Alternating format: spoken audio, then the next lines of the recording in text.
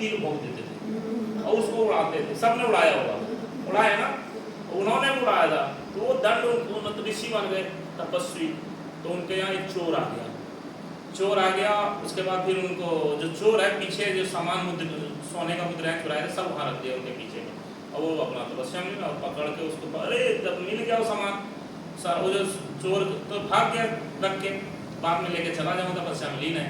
तो सब ढूंढने लगे तो मिल गया, तो यही चोर है, ले चलो इसको। और उसको क्या करा, राजा के वहाँ पेश किया गया। और उसके बाद क्या करा, उसको बोला इसको सूली पे चढ़ा दो, पाखंडी है ये। और उसको जाके सीधा सूली पे चढ़ा दो। तो सीधा वो जो आत्मा उसका यमराज के पास चला गया। तो हमें क्यों तुमने ऐसे सूली पे चढ़वाया, बताओ मेरा क्या दोष है। प्रभु आपका तो ऐसे ऐसे दोष है, देखो आपने बचपन में आप भोगा है, दिल्ली भोगा है तो आपको भी भोग मिला। तो मैंने तो इतना तपस्या किया और फिर भी कहता जो चीज है परिणाम तो मिलेगा, चाहे कम हो या ज्यादा हो। उसने क्या हुआ, उस यमराज को श्राप दे दिया, जाओ तुम मृत्यु लोक में दासी पुत्र बनोगे। तो जब उन्होंने श्राप दे दिया, कहता बहुत बहुत धन्यवाद प्रभु, हमें ये काम से छुटकारा तो मिला, कम से कम भगवान का भजन नाम तो लूंगा। तो वो दासी पुत्र में विदुर जी हैं, तो दासी पुत्र हैं। और यमराज है, यमराज भगवान के भक्त हैं, भगवान कृष्ण के परम भक्त हैं। सबको कार्यभार दिया जाता है ना, उसको शरीर ऐसा बना दिया जाए भयंकर, देख के आत्मा लोग डर जाए। लेकिन वो यमराज कार्य नहीं करते, उनके नीचे भी कोई है जो कि हम लोग का शरीर के आत्मा को लेके जाता है खींच के, वो भयंकर और है। तो हमें क्या करना है, भगवान की भक्ति ज्यादा से ज्यादा करना है, नाम लेना है। कल अक्षय तृतीय आता है, इसीलिए भगवान का जो नाम लेता है ना, किसी का क्षय नहीं होता, क्षय हो जाता है। दो चीजें तो हमें इसीलिए कहते हैं ज्यादा से ज्यादा भगवान का नाम लेना चाहिए। वो जब विदुर जी हो गए वहां पर, भगवान को तो जानते थे, उसको पता सारा चीज, कितना धृतराष्ट्र को समझाता था, मानता ही नहीं था। लेकिन भगवान का सारा वो किया वो होता है, क्या करें। तो विदुरानी उधर से आए, भगवान उधर से आए विदुरानी के यहाँ, उन्होंने क्या करा, केला छेके जा रहे हैं, छिलका दिए जा रहे हैं, खा रहे हैं भगवान आनंद से, क्योंकि प्रेम के भूखे हैं। उधर से विदुर जी, अरे क्या कर रहे हो, भगवान का रुक जाओ, हमारा उसका प्रेम का संवाद चल रहा है, करने दो। आपको किसी के घर में जाइए और आपको कितना प्यार, वो सोचे क्या खिला दूं आपको, कितना अच्छा लगेगा, लगता है ना हमारे प्रति इसका कितना प्रेम है। तो मैं जिसको प्रेम भी नहीं करता हूँ, ये मुझे कितना प्रेम करती है। तो उससे क्या होता है कि फिर वो भी प्रेम करने लग जाता है। तो भगवान और भक्तों के बीच ऐसे ही प्रेम है। जब द्वारिका जा रहे थे, क्या कहते हैं, सुदामा, उसको लेट पे लेट हुए जा रहे हैं। तो भगवान कब आए, जहां देखे हरि नाम वहीं लग जाए। अरे कब आएगा, इंतजार कर रहा है भगवान, कब आए, अब मैं इसको बौछार कर दूं हर चीजों से। तो खुद ही भगवान चले गए गाड़ी बैल बन के, और वो बन गए, चलो हम द्वारिका जा रहे हैं, चलो कहते चलो मैं भी चलता हूँ। अरे बैठो चलो, चला जाए। तो बैठाया, फिर लेके जल्दी पहुंचा। जैसे वो उनको नींद लग गया, तुरंत द्वारिका लेके आ गए, कहते बड़ा जल्दी पहुंचा दिए। अरे आप सो गए थे तो मैं क्या करता, तो हम तो बहुत तेज रफ्तार से आए, अब भगवान ने तो पलक झपकते द्वारिका। तो ये चीजें प्रेम, भगवान भक्त के बीच में और भगवान के बीच में प्रेम का आदान प्रदान। तो हम लोग थे कि हम लोगों को सारा चीज याद करना है। गुरु अष्टकम हो गया, संसार भावा, जो शुरुआत हमारा मंगला आरती से होता है। सबसे पहले तिलक मंत्र, मंगला आरती आना चाहिए, क्योंकि हम फिर तुलसी आरती हो गया, तुलसी आरती, नरसिंह आरती, ये सब पूछा जाएगा, ये सब याद कर लीजिए। ये चैतो दर्पण मार्जन किताब में तुलसी आरती सब सारा हमारा डेली का रूटीन है, वही पूछेंगे आपसे।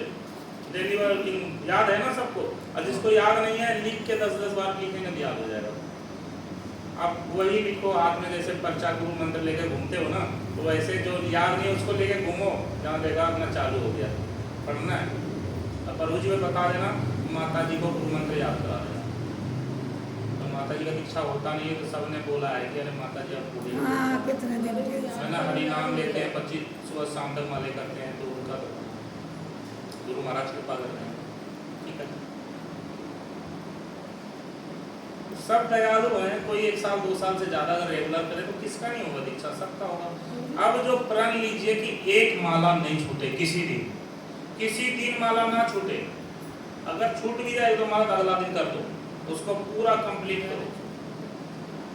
सुबह 5 बजे से 4 बजे से 3 बजे से लेके 10 बजे 11 बजे रात में कर दो उसको, छूट जाएगा अगले दिन कर मेरा दो। बेटा बीमार था, मैं 12 रात को करती थी। उसमें भी ज़्यादा होगा आपका माला, ज़्यादा करती थी ज़्यादा ही होता है। और 32 करती थी। हाँ? नहीं अलग अलग सब लेते हैं, अलग अलग आएंगे हम क्लास में। कोई जिसको भेजा जाएगा वही है। और सब पढ़े लिखे हैं, IIT सब किए, किसी को दे देगा 2 क्लास दे देगा। हाँ, कोई बात नहीं।